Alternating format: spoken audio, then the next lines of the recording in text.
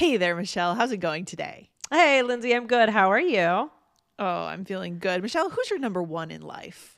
Your number one. Ooh, my number one. I think I have I don't know if I You can have choose just multiple number ones? multiple number ones. Definitely, my family, my husband, my kids, my parents, or yeah. So I don't know that I can choose one. Yes. Oh, But that's yeah, good. my family. How about you? Well, I tell my dog it's him every day, but actually it's probably my partner. Right, exactly. That's so funny. No, dogs can be a number one. Dogs can be a number one.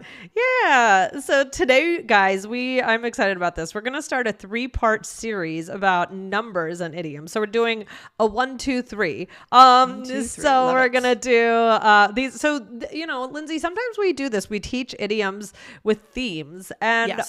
I always love this because I think it's good for remembering them. It actually is. It's a mnemonic device, as they call it, right? When we learn things in themes or sections or chunks that are all related to each other, we do learn better. So this is a little advantage we're going to give our listeners today. But before we get any further, guys, leave us a review on the show.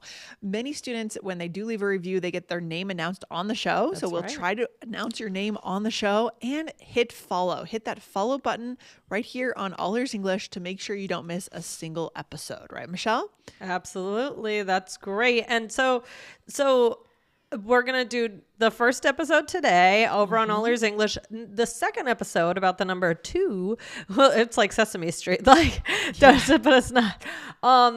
It's going to be over on the Business English podcast. That is our other show, guys. If you aren't listening to the Business English podcast, it's so much more than business. It's really focused on business English, but we always talk about how in business you're still a human, right? And so it teaches you so many overlapping skills.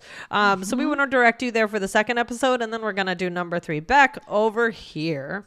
Awesome. Can't wait for this series. All right. So today, though, is all about the number 1. All right. So shall we dive into our first idiom of the day? Yep. So the first one is the one and only.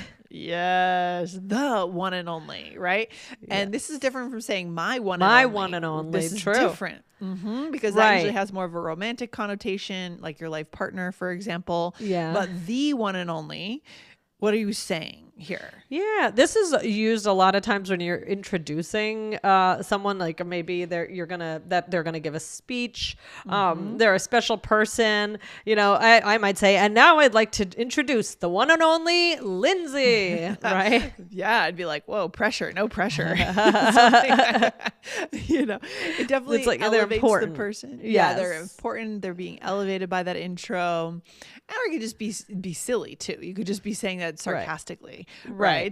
But with my one and only, you might say I might say oh, Dan is my one and only, like that. Yes, so you could do that too. Yeah. The one love of your life. Right. Yes. Oh yes. And then there's the number 1. That is what we used in the beginning. And that means the most important. Yes, exactly. So for example, family is number 1 in my book. So it's helpful in life if we have our priorities straight, and that way in key decision-making moments, we can make a decision, right? And so many people prioritize family, right? Yep. And so this is a way to articulate that. Okay. Right. Good. So you could say something is your number 1, or you could also say, like in the beginning, I said, who is your number 1? So it's my number 1, right? Yes. So that means, your number 1 priority, basically. Yeah, exactly. And then one hit wonder.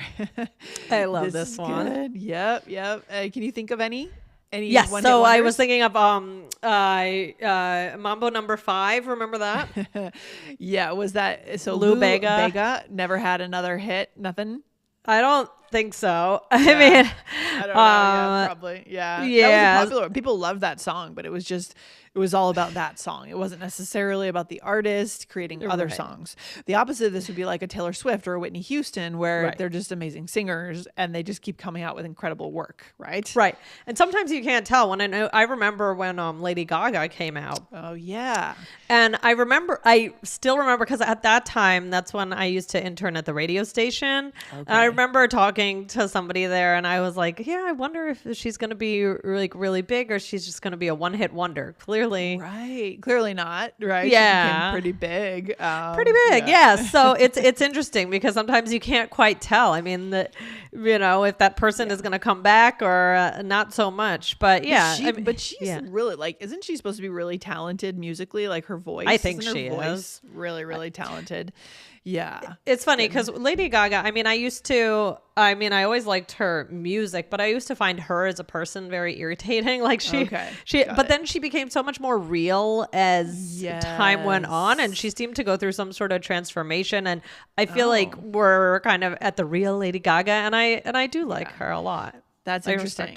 Yeah, for sure. I'm trying to think of other one-hit wonders. I know. Jeez, there are some that come out once in a while, but that's the thing. In the moment they come out, you don't know. Their first song, you don't know whether it's going to be a one-hit. And sometimes I feel like we refer to the song itself and the singer as a both. Yes. One-hit yes, wonder. it's true. Right? I guess if you think about it, it's mostly the person. They are a one-hit. Speaking. Mm-hmm. Right. I mean, here, wait, hold on. I'm just going to look up some one-hit wonders and list them off. Yeah, there's a few there. For sure. Sometimes you can even be on something and they'll have like a one-hit wonder party, Okay. Here. Apparently It's Raining Men is a one-hit wonder. Oh, that was a great one. But they're usually good songs. Right. That's a thing. Let's see. Monster Mash. Okay. Yep. That one's always played around Halloween. We love it. Yeah. That's the thing, is sometimes it's always played around a certain, it becomes popular because it deals with, a certain season or something special where then you can, repurpose it every year. So those are some good examples right there. I love that. So good. So good. All right, Michelle. So do we have more examples of where one shows up in idioms? Yes. So here is one in a million. So what is that? This is good. So it's just saying someone or something is unique and special. Like my best friend is one in a million. She's been there with me through thick and thin. You're just acknowledging that person is special to you, right? Yep, exactly. They're unique, they're special, they're important.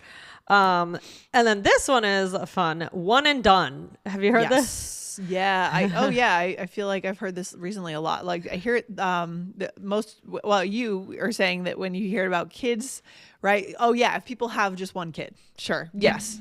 Yes. That's how I hear it the most, but then it could just mean that you have one of something and emphatically you don't want any more.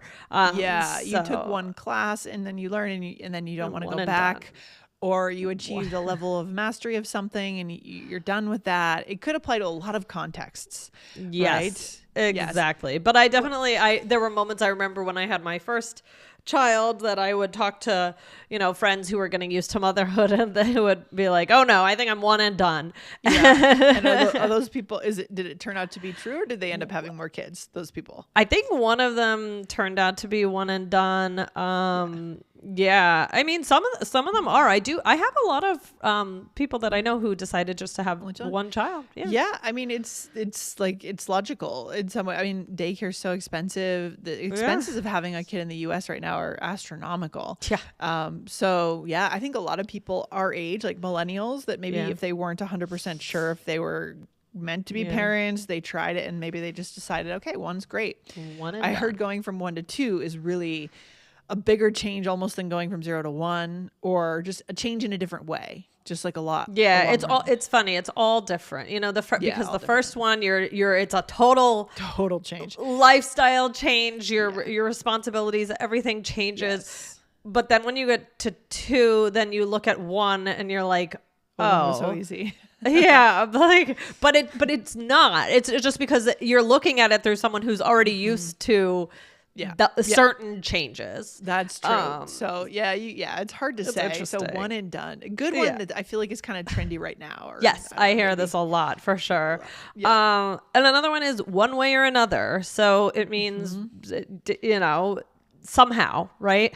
Yeah, exactly. So, for example, one way or another, we will make this happen. I made you a promise. So maybe someone is worried that something won't be possible. You promise something to your kid and then it's looking like it's not going to happen. And you say, no, one way or another, I'll make sure this happens. Right? Yeah. I could have just said this to my son because the Labubus. Oh my God. No, I don't know what that is. Labubus. What is that? These little stuffed animals. And I mean, think of like the Beanie Baby craze for us. I remember Beanie Babies. Mm-hmm. I was thinking about doing a Beanie Baby episode because I have all my Beanie Babies still. But Labubus are like I'll show you a picture of one later. And I have a Labubu coming in the mail today for him. And let's just say we spent an hour online looking for Labubus the other night. And woo. So yeah, I'm so like happen one way or another, Michelle. Exactly. So I was, because he was disappointed he couldn't find someone. So I could have said one way or another, I'm going to get you a Labubu, and it's true. Anyway, that's good. Good stuff. I love it. All right, where to next, Michelle?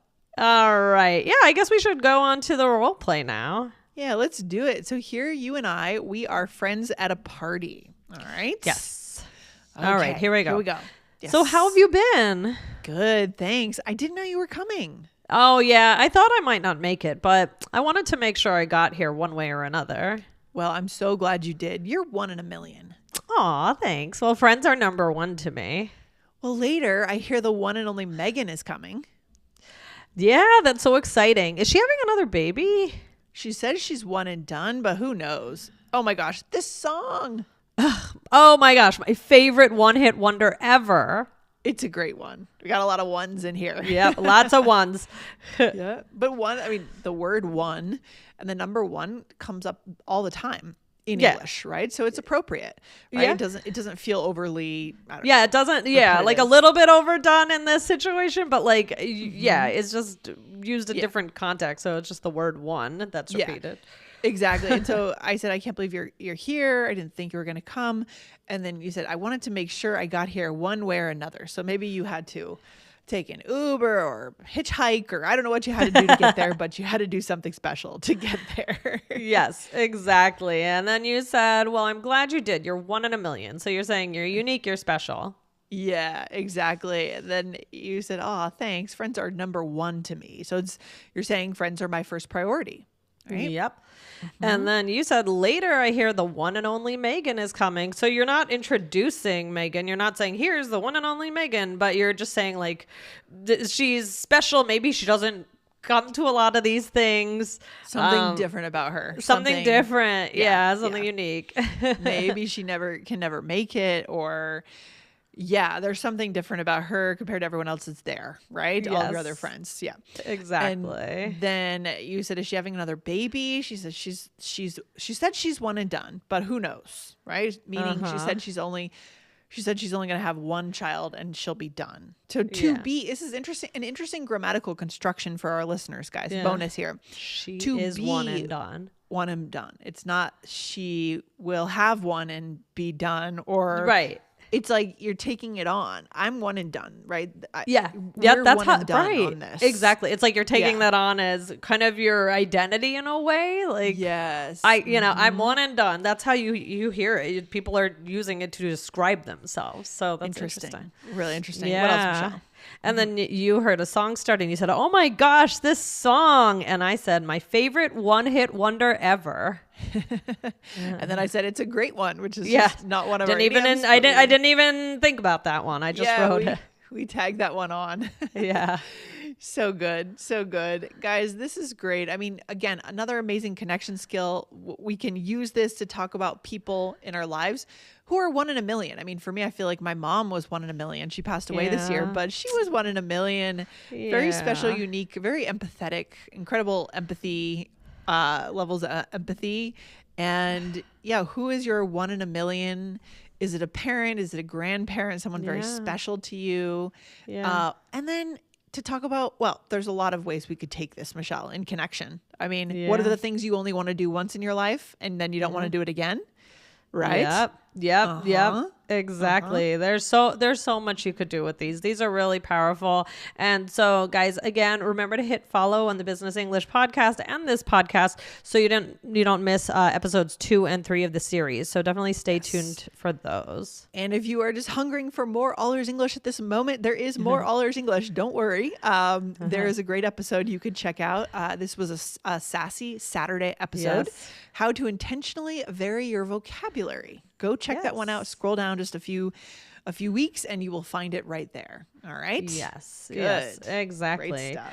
Well, right, this Michelle. has been fun, guys. Keep learning with these themes for, these are really good for just remembering things. And so let us know how it goes and we'll see you back for the second episode on Business English. Exactly. And just come back to connection every time, guys. You cannot go wrong with connection. There you go. Exactly. All right, guys. Have a good one, Lindsay. Bye, Michelle. Bye.